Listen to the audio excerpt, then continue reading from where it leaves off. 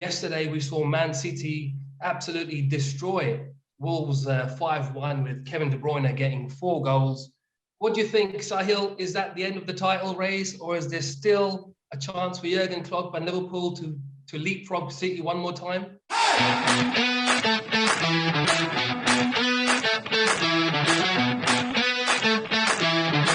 Hello and welcome to Golf News, kicking back the chat show all about the game that we love, which is football. I'm delighted to say that I'm joined by my 2 special guests, Sahil Sarjan and Shamsir from Golf News. Guys, how you doing? All right? All good, all good. Thanks for having us.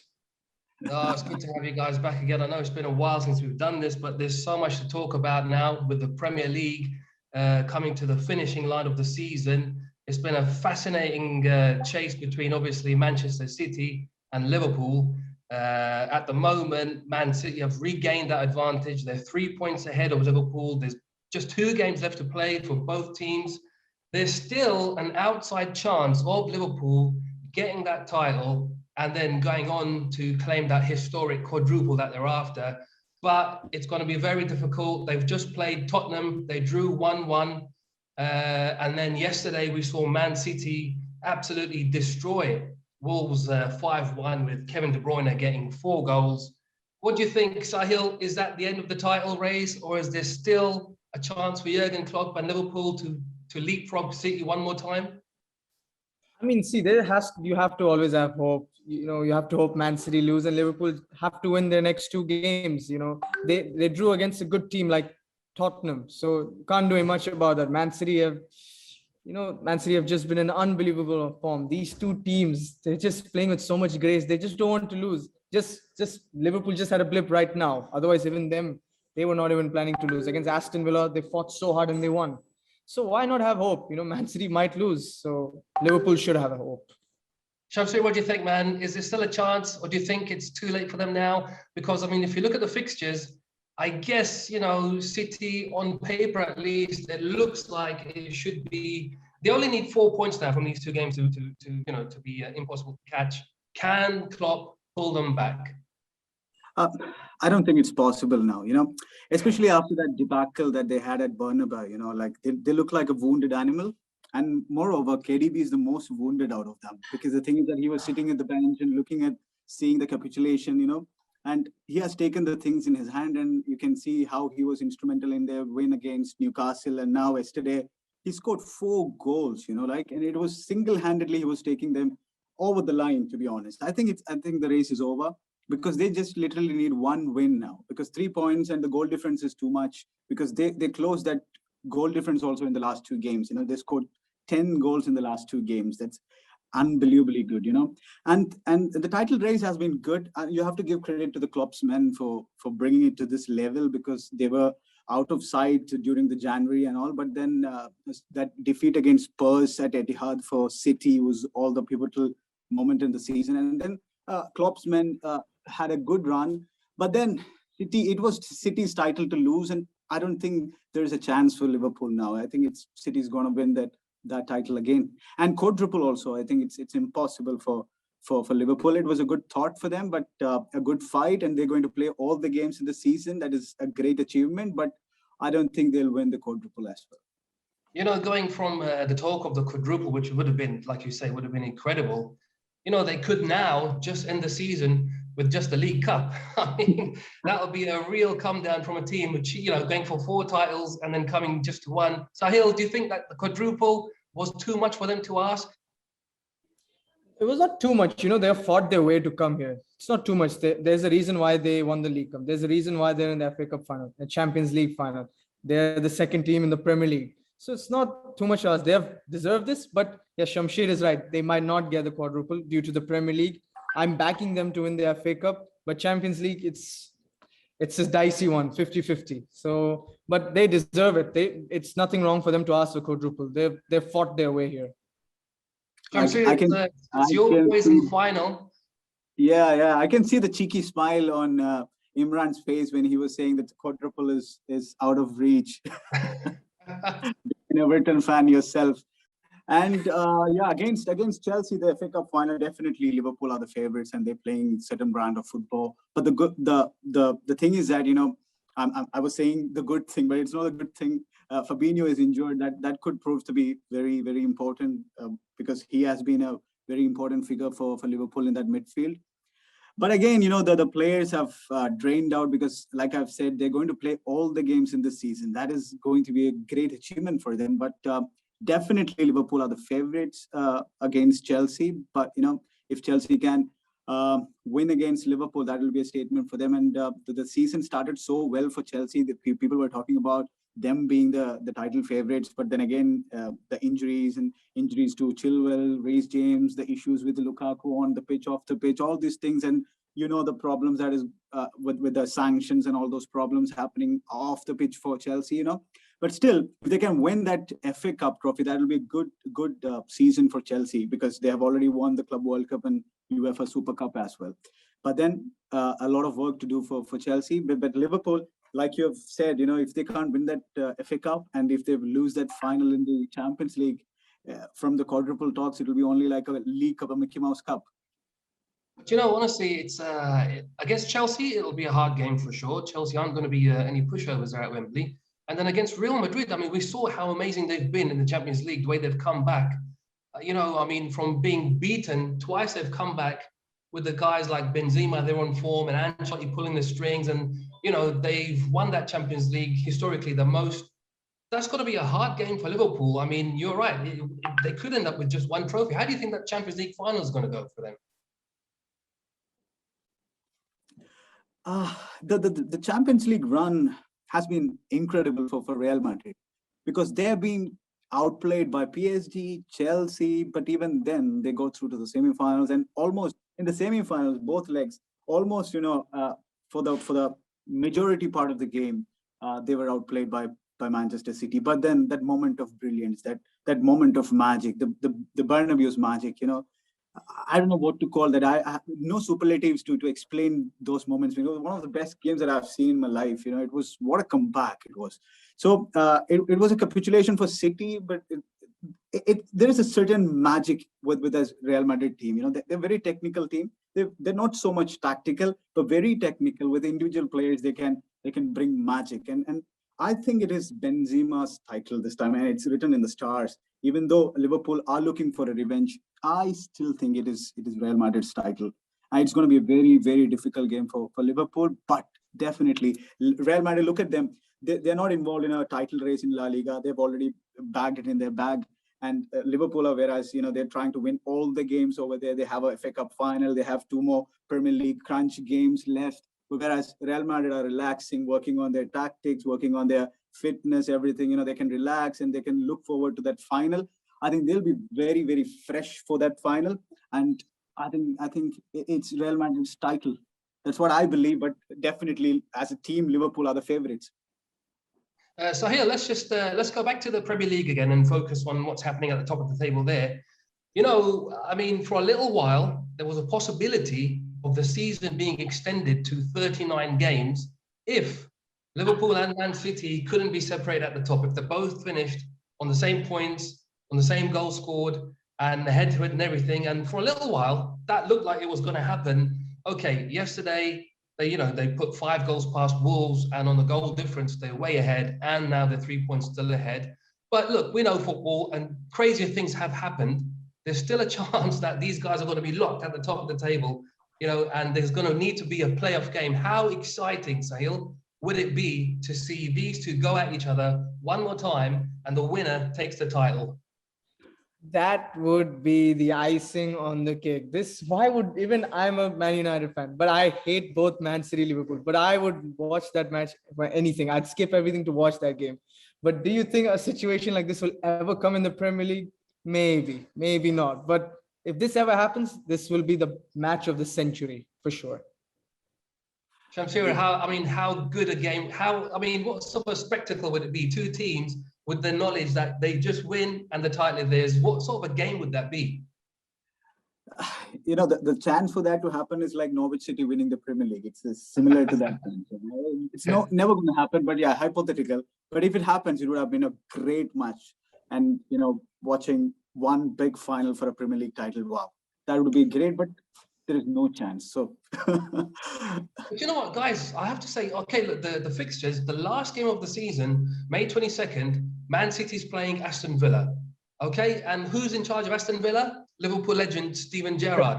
Now, if there's one person on the planet who would do his utmost to make sure that his team can beat Man City, is Steven Gerrard. Now, what a story it would be if on that last day of the season, they beat Man City, Liverpool pick up 6 points from their last two games, and obviously if they score a bunch of goals, I think they're about 5 or 6 goal difference behind at the moment, that they just swing it around. That can still happen. Sahil, what do you think? Do you think there's still a chance there for Liverpool? See, never say never. Like, look, Man City are playing West Ham, then they're playing Aston Villa, as you said. Now, see, West Ham, not a bad team. Got some decent players in them. Why not give them a fight for Liverpool? Why not? They got Bowen, they got Mr. Rice, the main man. So anything can happen. But obviously, Man City are going to edge them. I think they're going to edge them because the way, the confidence, and Mr. De Bruyne, oh my God, he's on another level. Does he have a weak foot? No. I think he's got the best weak foot in the world. And against Aston Villa, like you said, Steven Gerrard will put the worst, the most dirty tactics just to win for his team, for Liverpool. And I know that if Man City lose to West Ham, I know Steven Gerrard will have the most dirty tactics and try to win against Man City. Guys, honestly, you know, it's not a foregone conclusion because Man City now have lost John Stones for the rest of the season. yes. Ruben Diaz is out for the rest of the season. Kyle Walker is also out. Fernandinho limped off against Wolves. That's some important players for the team. And if, you know, obviously Guardiola's got to drill into them to just get over the line, but they're going to be weakened surely in these last two games. Shamsir, what do you think? Yeah, that's what I was going to say, that because I don't think they'll have a recognized centre back for the next game. Because even Laporte in the last game limped off. Fernandinho was taken off. Fernandinho was the centre back partnering Laporte in that game, and Nathan Ake has got some nibbling issues as well. So they don't have any centre back for that West Ham game. And look at that West Ham game. You know, it's at the London Stadium, and it's Mark Noble's final game at that stadium, and West Ham would love to have a win against the Man City, and you know it's going to be a tricky game for City. But I still think they have that heads up, and they could go and score like 2 or 3 goals there. With like Sahil said, De Bruyne is playing one of the best football that I have seen from any attacking midfielder. He is a complete package, and he has taken it his own hands, you know. And I still think it's City's title to lose. But yeah, if West Ham can get a win against City, it's going to be very, very interesting. We have seen that in the past, how West Ham have given it trouble to Man United in their title race previously. So we'll see. I think it's going to go down, obviously, last game of the season, just like it did season 2018, 2019, when City, they won the league just by 1 point. I think they beat Brighton on the last game of the season. And for a little while, on that last day, Liverpool were top until Man City beat Brighton. So I think, guys, just wait for, I think, one more very exciting weekend coming up. Glenn Murray had given Liverpool hope for 2 minutes. Yeah, exactly. Sahil, you're right. That's exactly what happened. All right, let's move the chat on to Chelsea for a little while. I mean, they're in the third spot right now, but Arsenal are really close to leapfrogging Chelsea. I mean, they'll make the Champions League for sure. They've already secured that position. But Tottenham still have an outside chance as well to make the top 4. Who's going to finish in the Champions League spots, guys? I think it all depends on the North London derby that's going to happen tonight. Because if Spurs can win that game, you know, then Spurs have a genuine chance in finishing the top 4. But if Arsenal wins, it's over. It's Chelsea and Arsenal in the remaining two places. But Spurs at the home with this Conte's team, you never know. You know, they're in transition. They're playing some scintillating football with that front three: Kulusevski, Son, and Kane. And Arsenal, they had a very patchy run in between. They lost 3 games in a row, but then they have picked up wins against United, Chelsea, and they are in the pole position to finish. But it's North London derby, one of the fiercest rivalries in English football, and we'll see one of the best games, hopefully. And that could decide the top 4, I believe. And so here, let's have a quick word on your boys. You're a big Man United fan. They've had a strange season, to say the least. They started the season with Solskjaer in charge, and then Rangnick's taken charge. Since then, we know that Eric Van Tag will be the new manager next season. Is Ronaldo going to stay or go? Is Pogba going to go? There's a lot of upheaval coming over at Old Trafford. It's their lowest points tally, I believe, in the Premier League history. They can't finish higher than where they are, which is 6. What's gone wrong there, Sahil? Tell me. What's gone wrong there? Everything's gone wrong, you know. There's just an unbalanced team, and they're not a good team. They're a bang on average team with bang on average players. You have the Ronaldo in that team. Take out that guy. It's an average team if you look at it. Even I don't want to say this, but Bruno Fernandes has played like a proper average player, even though he has created the most chances, but he has been the most frustrating player to watch this season. If you watch a Man United game, he has been a very frustrating figure sometimes. Yes, he has scored 10 goals. 10 goals is a big deal for Cam. But he has been a frustrating figure for Man United this season. David De Gea has had an unbelievable season. He steps up when Man United are always struggling. When Man United are doing well, he's had a tough time. It's just Marcus Rashford. I have no words for him. I'm really, really, really disappointed in Marcus Rashford. There's no excuses for him to perform poor.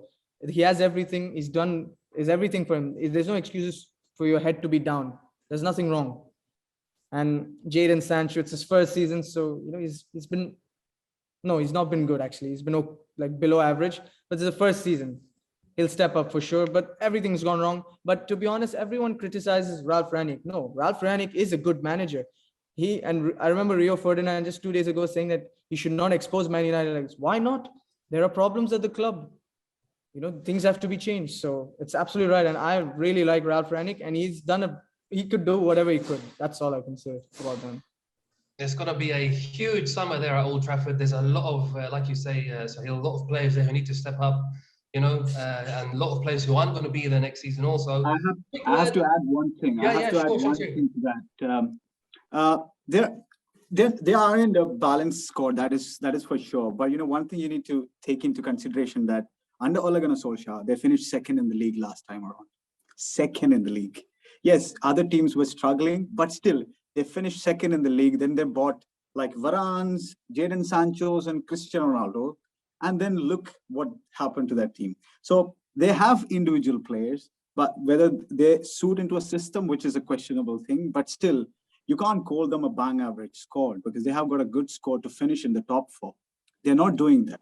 The only reason I said that, because do you expect these two people, I'm going to say, Luke Shaw, Harry Maguire. This is a team, this is the 2 players who guided their country to a Euro Cup final.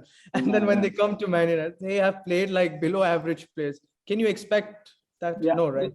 See, I would say, yeah, United, from top to bottom, the club is run by clowns. That is one thing, such a huge club with history is run by clowns. The Glazers are like doing it like a business, proper business for them.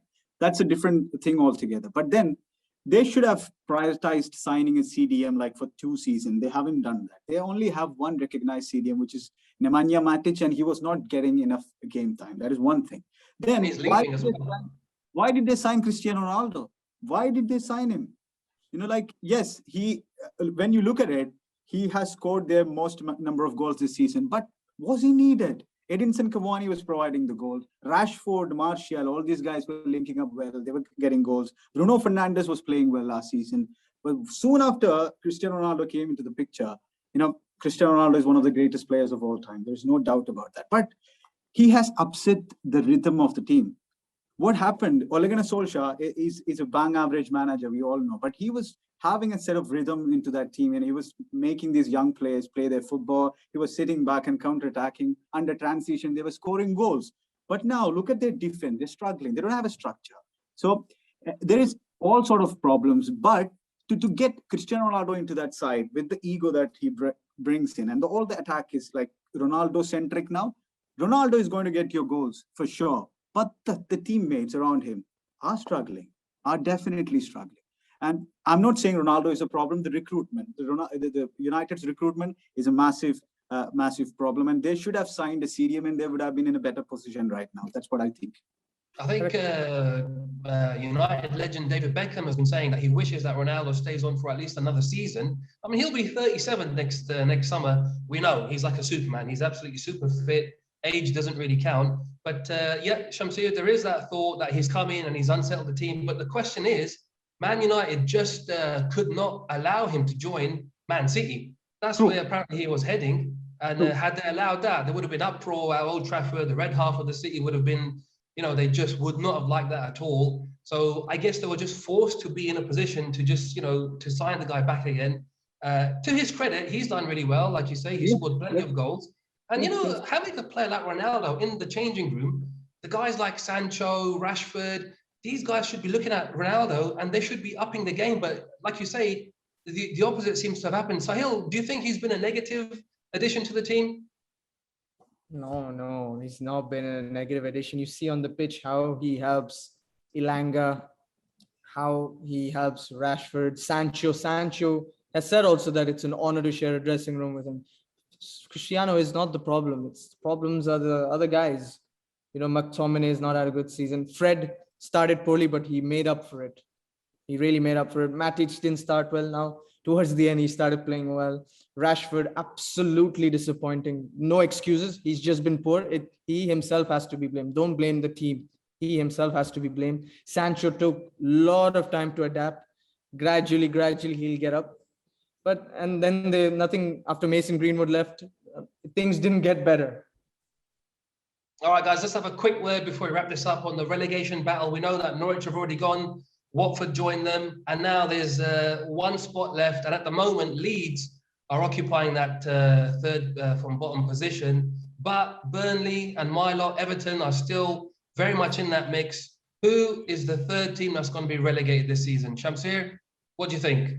I think Everton are safe, according to me. Yeah, of course, they couldn't win the game against Watford. It was a 0-0 draw. Fingers crossed.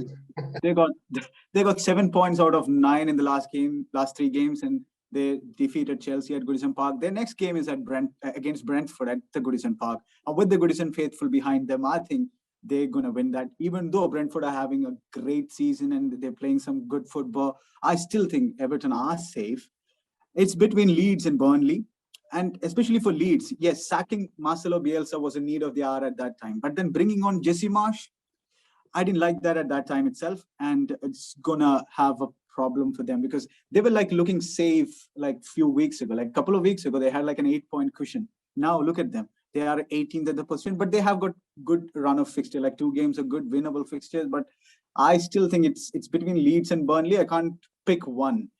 But even Burnley, sacking Sean Dyche itself is a crime in football. So I don't want them to be staying, but I think it's a battle between Leeds and Burnley. Let's see. Sahil, like Shamsir says, it was a strange thing to sack Sean Dyche.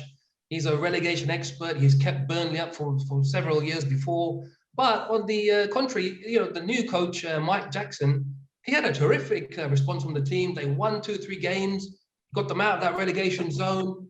They're still out of that. But who do you think will be dragged down, Sahil? Like Shamsir said, I think Leeds should go down. I myself was absolutely furious when I saw the news that Sean Dyche was sacked. I think I gave 1-2 comments this is absolutely a very poor decision. This guy has given their heart and soul for the club.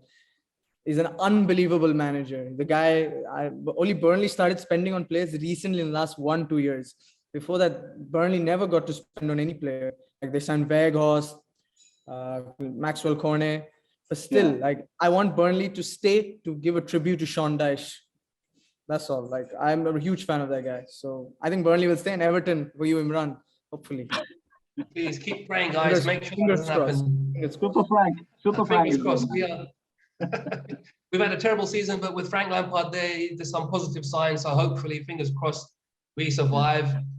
So the boys think City for the title. They think Leeds or Burnley are going to go down. The Champions League spaces looks like it's going to be Chelsea and Arsenal. But tonight's game should be very interesting to see. It's the North London derby. Arsenal against Tottenham. If Arsenal win, that'll secure their place in the top 4.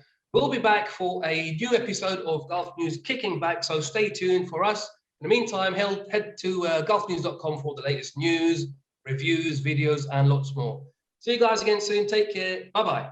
Thank you. Bye-bye.